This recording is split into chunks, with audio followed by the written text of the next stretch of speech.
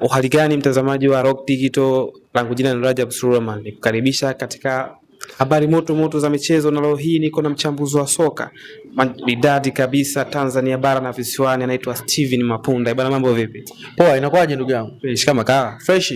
Habari za siku mbili tatu? Poa, harakati fresh tu. Game umeziangalia kule visiwani? Mimi nimezifuatilia kwa ukaribu sana.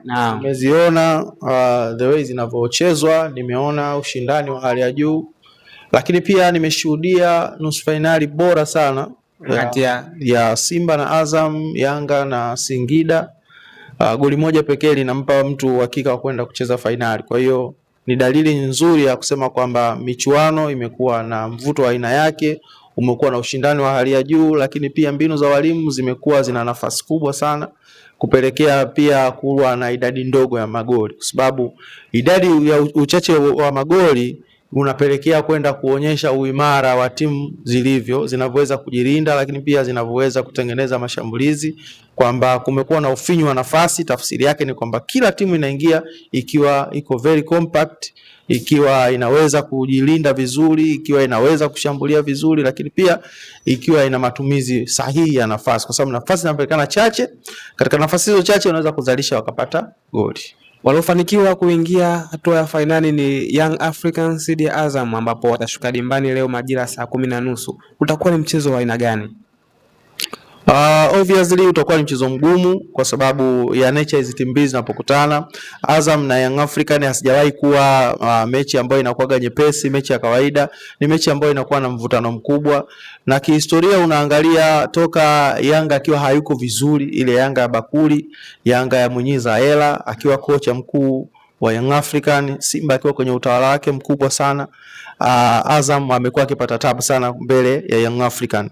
Na kitu ambacho kinavutia zaidi, kipindi ambacho Simba akiwa bora sana anachukua ubingwa mara nyingi zaidi, anachukua mara 4, lakini Young African alikuwa anashika nafasi ya pili. Tafsiri yake ni kwamba alikuwa anashindana kuchukua ubingwa na Simba Sports Club, lakini wanapokuja kukutana na Azam haikuwahi kuwa mechi nyepesi. Na hata ukiangalia katika mechi zao head to head, ukiangalia unaona kabisa kwamba ni mipishano ya mara moja. Yanga anamzidi katika mechi 8 za mwisho, Yanga anakuwa juu zaidi ya Azam mara moja, kwa sababu mara ya mwisho walikuwa wametai, kwa wamekutana katika zile kufungwa na kushinda, kusuruhu walikuwa wanatai sawa sawa. Lakini msimu uliomalizika, mechi ya mwisho ambao Pacome Pierre Zouzoua alipokuwa ameumia katika mechi na kuwa mchezaji kinara sana katika ile mechi, Yanga wanashinda goli zaidi ya moja.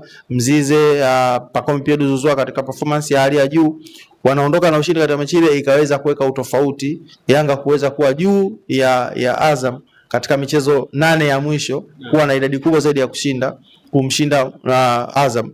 Lakini hiyo haiondoi wepesi wa mechi hii. Kwa hiyo ni mechi ngumu sana, na ukiangalia msimu huu hawajawahi kukutana bado, ndo wanakwenda kukutana kwa mara ya kwanza katika michuano ya Mapinduzi. Lakini pia tunaona Azam wakiwa wameboresha kikosi chao, wakita kitambala bora hawakuwepo msimu uliomalizika, msimu huu ndo watakopo kwenye kikosi. Lakini pia upande wa Young African pia hawakuwepo makocha ambao wote watatu ambao wapo kwenye benchi la ufundi, msimu uliomalizika hawakuwepo kwenye benchi la ufundi. Mechi ya mwisho kulikuwa na Mirudi Hamdi, ambapo Azam anafungwa na Young African. Msimu huu yupo Goncalves. Wakati huo upande wa Azam walikuwa na Tousi, sasa wapo na nani? Wapo na Florent Ibenge. Kwa hiyo ni mechi ambayo itakuwa na mvuto wa hali ya juu, itakuwa na mbinu za hali ya juu, lakini pia tunaamini ushindani utakuwa ni wa hali ya juu. Je, tutegemea matokeo yote ya kushangaza?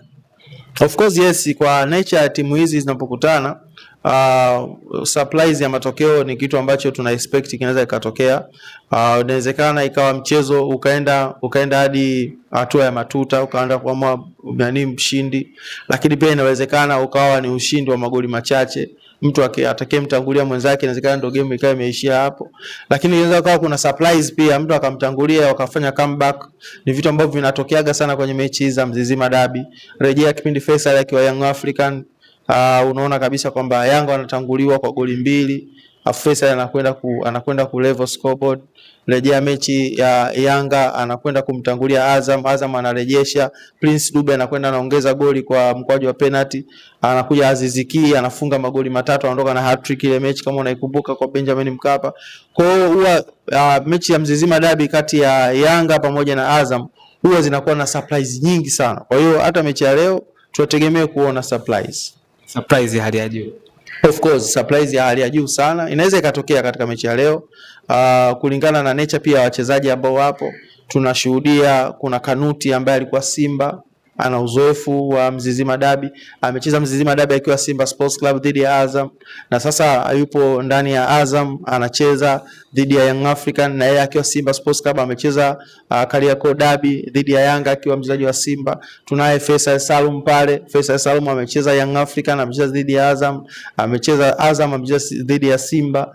Anajua joto lidi la dabi za hizi za Dar es Salaam zinavyokuwa. Umeelewa vizuri hapo? Kuna Aishi Salum Manula amecheza Azam, amecheza Simba, amerudi tena Azam.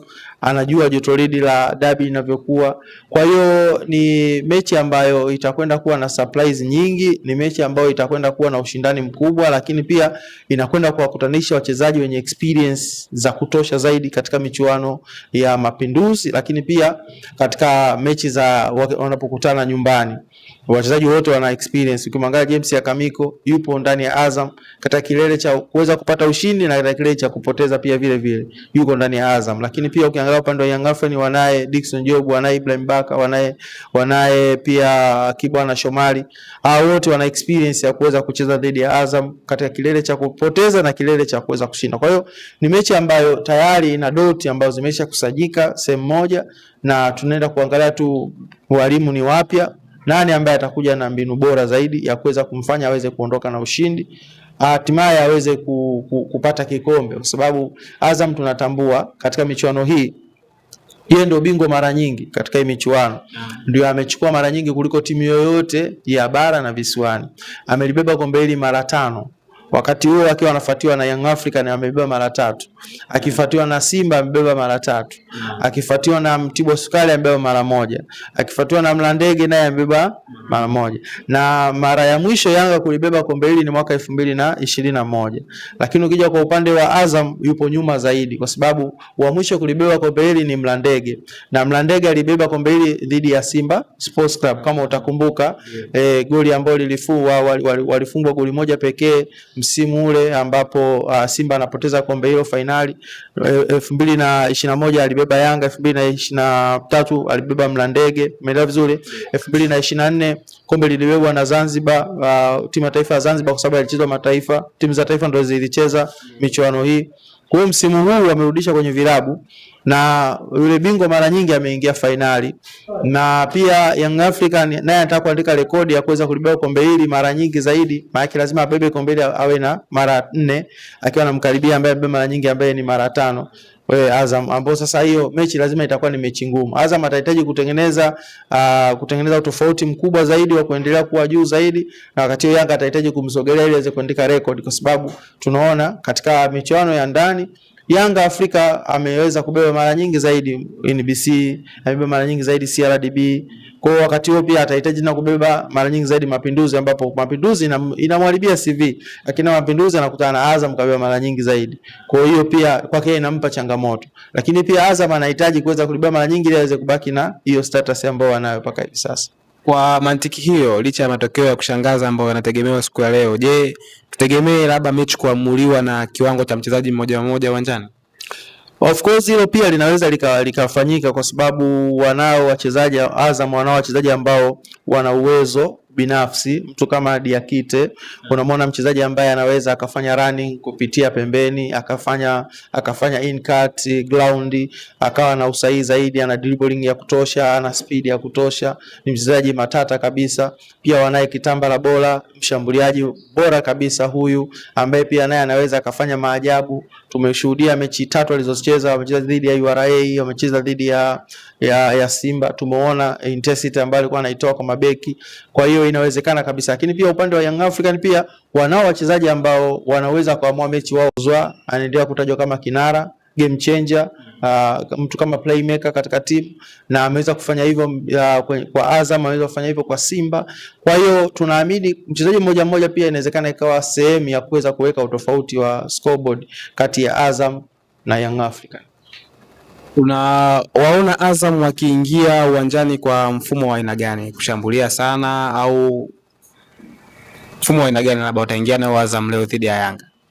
Azam kulingana na jinsi nilivyomsoma Florai Benge na jinsi anavyochezaga na Yanga, nategemea kumuona Florai Benge akiingia katika mfumo wa kuweza kujilinda, kwa maana ya kwamba kushambulia kwa kushtukiza, kwa sababu huo mfumo amekuwa akiutumia sana akiwa Al Hilal Omdurman. Pia alivyocheza na Simba mechi ya kwanza anamfunga Simba 2-0, tuliona Simba iliposesi mpira kwa kiwango kikubwa, ilishambulia kwa kiwango kikubwa, Elimpanzo kaongesha Besela, tunakumbuka ile mechi, na kila mmoja alikuwa anaona Simba anaweza kaondoka na ushindi, lakini mwisho wa siku aliweza kupoteza ule mchezo. Lakini pia ukirejea mechi iliyomalizika ya Simba na Azam, tunamwona Florai Benge the way anavyocheza, ni kocha ambaye yuko kimbinu sana. Unaweza kuona kama mchezo nimeuwin hivi, lakini mwisho wa siku ukajikuta kwamba yeye akaja kubadilisha, kwa sababu ni kocha ambaye ana mbinu za kutosha sana. Lakini pia kwa upande wa Young African pia tunamuona pia Goncalves naye pia ni kocha ambaye ana mbinu za kutosha, na kinachombeba zaidi ni benchi la ufundi aliyokuwa nalo. Wasaidizi wake wote wana sifa ya kuwa makocha wakuu. Ukimwangalia Philip De Silva, ukimwangalia Patrick Mabedi, ni makocha ambao pia wana CV kubwa, wana sifa za kuwa makocha wakuu. Lakini pia ukiangalia upande wa Azam, wanabebwa zaidi na intensity ambayo wameipata katika haya mashindano. Ukiangalia wamekutana na URA international game hii dhidi ya timu kutokea pale Uganda, wamepata intensity nyingine kutokea Simba Sports Club. Pia hii ina hadhi ya kuwa international game, kwa sababu Simba yupo klabu bingwa barani Afrika, Azam yupo kombe la shirikisho. Lakini tena hii leo anakwenda kukutana pia na Young Africa ambaye naye yupo kombe la klabu bingwa.